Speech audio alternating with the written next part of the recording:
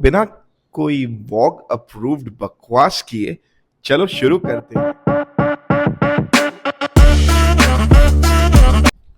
The boys का final season finally आ गया और भाई सिर्फ 2 एपिसोड्स आए हैं, लेकिन शो ने ऑलरेडी दिमाग का वाईफाई डिस्कनेक्ट कर दिया। अगर आपने अभी तक नहीं देखा तो स्पॉइलर अलर्ट, क्योंकि आज हम ब्रेक डाउन करने वाले हैं एपिसोड 1 एंड एपिसोड 2 के वो इनसेन मोमेंट्स जो शायद आपने मिस कर दिया। मैं हूं आपका होस्ट मिखिल और आप देख रहे हैं मिकी नमस्ते ट्यूब। तो बिना कोई वॉग अप्रूव्ड बकवास किए चलो शुरू करते हैं। सबसे पहले बात करते हैं ओपनिंग सीन की। सीजन स्टार्ट होता है सीजन 4 फिनाले के रफली 1 साल बाद और हम सीधे वॉक के इंटरनेशनल शेयर होल्डर मीटिंग में पहुंचते हैं। और ऑनेस्टली ये शेयर होल्डर मीटिंग कम होमलैंडर का पर्सनल फैन इवेंट ज्यादा लग रहा है। पूरा सेटअप पेट्रियोटिक रेड, व्हाइट और ब्लू से भरा हुआ है, जैसे मानो कि कैप्टन अमेरिका ने ही इसका इंटीरियर डिजाइन किया है। लेकिन यहाँ एक इंपॉर्टेंट डिटेल है, होमलैंडर को अब सुपर हीरो नहीं मसीहा बनाया जा रहा है।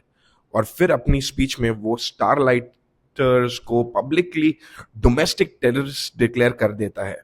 मतलब बंदा ऐसा बोल रहा है जैसे कोई कैजुअल अनाउंसमेंट कर रहा है, लेकिन इम्पैक्ट पूरे सीजन पे पड़ेगा। अब यहां से स्टोरी इंटरेस्टिंग हो जाती है। Back stage any already disguise में घुस चुकी होती है फायर क्रैकर परफॉर्मेंस के बीच, और यहां पे समझ में आता है कि old any is officially gone. पहले वाली एनी होती तो लीगल रूट लेती, अब वाली एनी सीधा गलत रास्ता लेती है। बेसिकली बुचर का क्रैश कोर्स कंप्लीटेड। यूई भी नोटिस करता है कि एनी के बिहेवियर चेंज हो रहा है, और ऑनेस्टली उसकी वाइब अब क्वीन मेव और बुचर का कॉम्बो लग रहा है। थोड़ा हीरोइक, थोड़ा डेंजरस और थोड़ा एंगर इश्यूज अंडर कंट्रोल नहीं है। अब आते हैं पहले बड़े शॉक मोमेंट पे।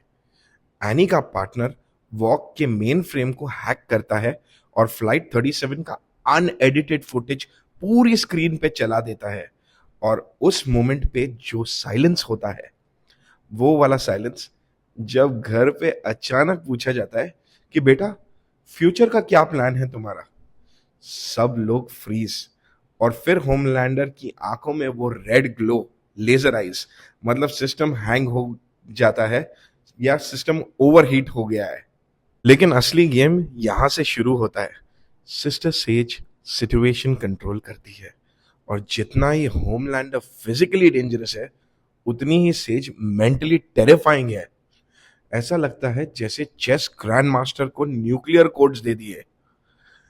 यहां से उनका डायनामिक सेट होता है, लाइक से for example Homelander is equal to power, Sage is equal to brains. और डेंजरस कॉम्बो वो होता है जब पावर को डायरेक्शन मिल जाती है। अब ये डिटेल्स काफी लोगों ने मिस कर दिया है कि जब एशली व्हाइट हाउस ब्रीफिंग में आती है और वॉक का वो वीडियो देखती है, वो उसे एआई डीप फेक डिक्लेयर कर देती है। मतलब आज का यूनिवर्सल एक्सक्यूज सच है, नहीं भाई एआई है। और ऑनेस्टली ये पार्ट काफी रियल फील होता है, क्योंकि हम ऑलरेडी ऐसी दुनिया में रह रहे हैं जहां फेक चीज को रियल बोल देते हैं और रियल चीज को फेक बोला जाता है। और फिर आती है एक शॉकिंग रिवील, एशली भी अब एक सूप बन चुकी है। उनके पास टेलीपैथी है, लेकिन साइड इफेक्ट्स, उसके हेड के पीछे एक क्रीपी सेकंड फेस ग्रो हो रहा है। मतलब मल्टी यूनिवर्स नहीं, मल्टी फेस सिचुएशन। और ये उसका कैरेक्टर को परफेक्टली सूट करता है। कॉर्पोरेट वर्ल्ड में तो वैसे भी 2 चेहरे होना ऑलमोस्ट मैंडेटरी ही होता है ना। अब सीन शिफ्ट होता है फ्रीडम कैंप 47 पे, जहां ह्यूई, एमएम और फ्रेंची प्रिजनर्स है। और यहाँ का बैकग्राउंड डिटेल्स इनसेन है। एक साइड टॉर्चर चल रहा है और दूसरी तरफ लोग कैजुअली बर्गर्स खा रहे हैं। मतलब वायलेंस नॉर्मल हो चुका है। और फ्रेंची जो बुक पढ़ रहा है वो द डीप की ऑटोबायोग्राफी है। भाई इमेजिन करो, ऑलरेडी जेल में फंस चुके हो और द डीप की बुक पढ़ना पड़े, वो अलग ही लेवल का पनिशमेंट होता है। अब एंट्री होती है बुचर की लंदन में और बंदा फुल रिवेंज मोड में है। वो अपने फादर का सामना करता है और पूरा सीन इमोशनल भी हो जाता है और अनकंफर्टेबल भी। अब हमें दिखता है कि बुचर ऐसा क्यों बना। बंदा टॉक्सिक नहीं पैदा हुआ था, लाइफ ने उसे ट्रेन किया है। अब आता है full chaos moment. Freedom camp का रेस्क्यू मिशन स्टार्ट होता है, सब कुछ ठीक चल रहा होता है और ऑब्वियसली द बॉयज यूनिवर्स में ठीक ज्यादा देर तक टिकता नहीं है। तभी होमलैंडर आ जाता है और फिर situation completely out of control हो जाती है। वो कमिको को लिटरली दो टुकड़े कर देता है और शो फिर याद दिलाता है ये मार्वल नहीं है। जब स्टारलाइट उसे टेम्पररी ब्लाइंड करती है तो लगता है कि चांस मिल गया, लेकिन फिर ह्यूई पकड़ा जाता है और एग्जैक्टली उस मोमेंट पे हमारे द फ्लैश मतलब ए ट्रेन भाई की एंट्री होती है और ये सबसे पावरफुल मोमेंट में से एक है। ए ट्रेन अपनी फुल स्पीड यूज करता है और ह्यूई को सेव करता है। विजुअल्स इतने इंसेन हैं कि टाइम फ्रीज जैसा लगता है, लेकिन कॉस्ट उसकी लाइफ। और यहाँ उसका रिडेम्पशन कंप्लीट होता है, सेल्फिश एडिक्ट से एक्चुअल हीरो। फाइनली स्पीड का यूज एस्केप के लिए नहीं, किसी को बचाने के लिए किया जाता है। एपिसोड 2 स्टार्ट होता है ए ट्रेन के स्टेट स्पॉन्सर्ड मेमोरियल के साथ और सबसे डार्क पार्ट, होमलैंडर ने खुद एक्टिंग कर रहा होता है जैसे उसे बहुत दुख हो रहा है। मतलब जिसने मारा वो ही सिंपैथी ले रहा है। Oscar level performance.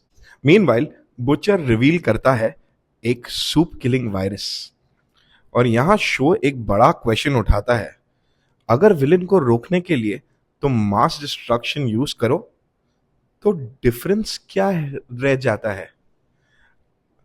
अब मेरी थियोरी सुनो, होमलैंडर को हराना है, उसे मारो मत, उसकी पावर्स छीन लो। Imagine Homelander as a normal human, no powers, no control. भाई उसके लिए तो स्लो इंटरनेट भी ट्रॉमा बन जाएगा। तो ये था एपिसोड्स 1 एंड 2 का फुल ब्रेकडाउन। और ऑनेस्टली अगर स्टार्ट इतना इंसेन है तो आगे क्या क्या होने वाला है सोचो।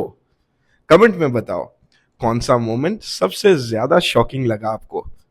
वीडियो पसंद आए वीडियो पसंद आए हो तो लाइक, शेयर और कमेंट करो और मिकी नमस्ते ट्यूब को सब्सक्राइब जरूर करो।